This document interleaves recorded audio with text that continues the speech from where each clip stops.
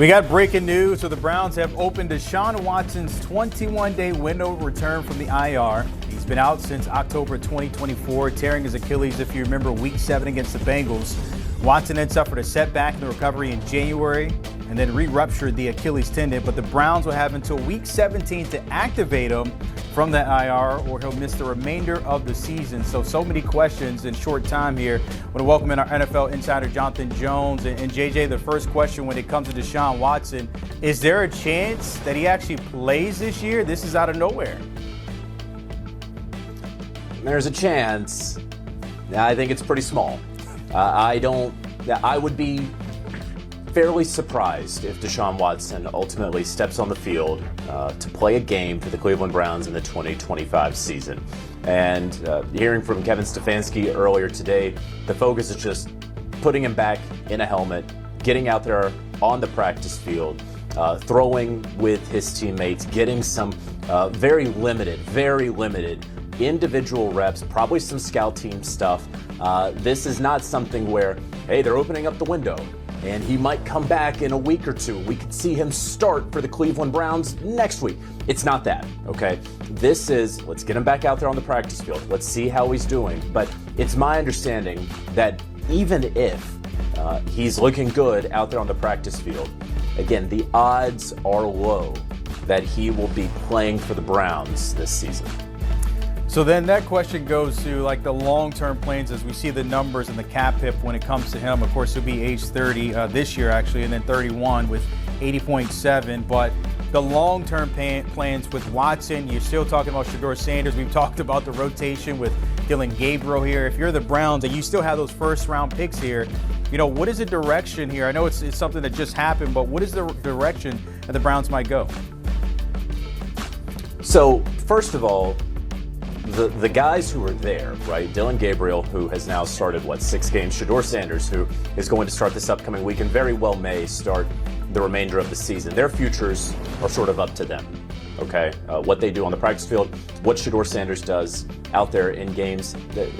This move right now, Deshaun Watson's return to practice, does not impact Dillon Gabriel or Shedeur Sanders. There has been some doubt for some time that Deshaun Watson would ever play again for the Cleveland Browns, and he is only under contract through next year. There's no way that a team is going to be trading for him, so if the Browns wanted to relieve themselves of Deshaun Watson, they would have to cut him. He would be a post-June 1 cut. There'd be a ton of dead money that would hit the cap, and then that would be the end of that. But as far as what it means for the guys who are there, does not impact them because their play is what's going to determine their standing with the team this upcoming year. And yes, you mentioned it, the Browns do have 2 first-round picks in this upcoming draft. And so we have known for some time now that Deshaun Watson is not going to be the future of the Cleveland Browns. It is probably the worst transaction in NFL history when you look at what was given up for him, when you look at the fully guaranteed contract, when you look at the return, when you look at everything that was surrounding Deshaun Watson that he had involved himself in over those years. And so now it's about, for the Browns, they're just getting him out there on the practice field again. And if they're not going to play him, I'm not entirely sure what the point of this exercise necessarily is. Again, odds are low he plays, and it's up to Shedeur Sanders what Shedeur Sanders is going to be doing this year and beyond. If we're looking into the future, and obviously I know your name is not Miss Cleo, JJ, but is there a place outside of Cleveland for Deshaun Watson? Because we remember what he looked like on the field when he's healthy. We saw what happened before that Achilles injury, but is there a place in 2026 for him once he leaves, assuming he leaves from Cleveland? It'd be hard for a team to go out there in time. There'd have to be a lot of due diligence that's done. You'd want your doctors to check on him because he tore his Achilles twice, right? That was a rare occurrence. And so this is not something where, hey, at the start, whenever the Browns, if they are to release him again, they're not going to be trading him. But if they are to release him, this is not something where he signs with another team the next day. And he would probably have to go in for a visit. This would be something that team ownership would have to sign off on, right? This is, you probably wouldn't have to pay him that much. The money wouldn't be an issue necessarily. I wouldn't imagine. As far as naming a team, that's impossible to do right now. But the mechanics of it, what it could look like if he is to play in his age 31 season in 2026, that's what you would see take place over time. Maybe where a team would sign him in the summer after some injuries, perhaps. But I don't see him, if and when the Browns do release him, that some team is going to jump to sign Deshaun Watson at the start of the new league year. We will see there. Jonathan Jones, appreciate you joining us on the breaking news of the Browns opening the 21-day practice window for Watson there. And speaking of Watson and all those injuries, it's a number of them there when you take a look at what he's seen over his career since coming from Clemson, winning that Natty, one of those prospects that could have been the franchise piece. We saw it in Houston and coming to the Browns. Take a look at it. Since 2017, the ACL tear, the back in 2019, the rotator cuff, the scapula fracture shoulder, and then those torn Achilles in 24, and then the re-injury in 2025. JJ just said it there. He will be 31 in 26, so we'll see what happens with Deshaun Watson. Well, this just in out of the NFL on CBS Sports HQ, where the Bucs are opening up the wide receiver Mike Evans practice window to return from the IR. That's according to NFL Network. Evans has been out since Week 7 with a broken collarbone, missing Tampa's last 5 games. He's only been able to suit up for 4 of those of the whole season due to that separated hamstring injury, or separate injury, I should say.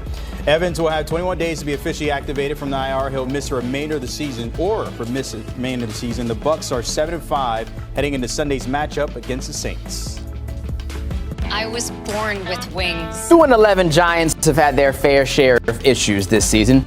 Eliminated from playoff contention already, fired their head coach. So who shoulders the blame? Giants GM Joe Schoen is raising his hand and taking accountability, especially when all the types of questions are being thrown his way from the media. They're coming in hot. He's answering them just like this. What do you view as your part in 5 wins in the last 30 games? Because you said it starts with me. Yeah. But what specifically do you think you have failed on? And how is it translating in losses on the field where you say, is it drafting? Is it free agency? How do you view it? How do you? It's 5 wins the last 2 years, Pat. It's not good enough. It's not good enough. Like, you can go through, I'm not going to make excuses. It's not good enough. I don't want to go through individually, different scenarios. There's context to a lot of things, but it's 5 wins. It's not good enough, and we've got to get better. Would you agree it's fair to talk about the details a little bit, though? Because, several coaches have lost their jobs now because they weren't good enough. So what is your part specifically? Yeah, it's 5 wins, Pat, and it's not good enough. It's the gold standard. It's still the New York Giants, and the greatest city in the world. Flagship franchise, great ownership, young quarterback. I'm excited about it. I'm excited about the guys who are here. Have I screwed up? Have I made mistakes? Absolutely. Absolutely. But I'm not going to make the same mistake twice. And we're going to continue to get better. And we're going to look at everything. Everything. Coaching, coordinators, strength, every single thing, every part of the organization. And we're going to do everything we can to get this thing going in the right direction. Our direction is the proper direction because you're tapped in now as we bring in Kyle Long and our NFL insider, Jonathan Jones. And JJ, I'll start with you here as we continue the combo with the Giants and everything that's going wrong for them right now. You look at this franchise, you hear from GM Joe Schoen just now, and everything he had to say. Where do you put the blame? What is the issue with this franchise? There's no one singular issue, right? It's going to have to start, obviously, with ownership, who makes these decisions, to who to bring in, right? Coach and GM, excuse me. And now you can't continue to blame Brian Daboll. I remember when Brian Daboll was fired and it was, they're not protecting Jaxson Dart enough. Well, you couldn't blame Brian Daboll for Jaxson Dart not stepping out of bounds on Monday night, right? And now you have Joe Schoen, the general manager, who, boy, you really don't want to have your bye-week press conference come when you only have 2 wins this season. And as he noted, 5 in the last 2 years. But that's the way the calendar has fallen, and that is the way that the Giants have played football the last 2 years. And so it's unfortunate for Joe Schoen, who will continue to take these arrows, right? It's not going to let up, because if we're all being honest, are the Giants going to get any better anytime soon? They were thoroughly manhandled on Monday night. against, a better team. And maybe that win and how they won said more about the Patriots than it did about the Giants. But Abdul Carter, your top pick, is missing multiple meetings. Jaxson Dart can't protect himself. You can continue to bring up a young nucleus of talent, but you're not competitive out there on the football field. So you ask where the blame lies. It's everywhere, but the sort of last man standing is Joe Schoen, who his contract runs through next season. It has been said by ownership to be safe. But like anything, you got to play these games, and could decisions change over the next 4 or 5 weeks? Absolutely.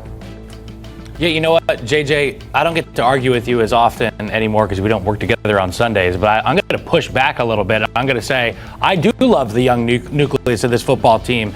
And while there are only a handful of teams, as you and I understand and covered for so long, that are really enjoying success week to week,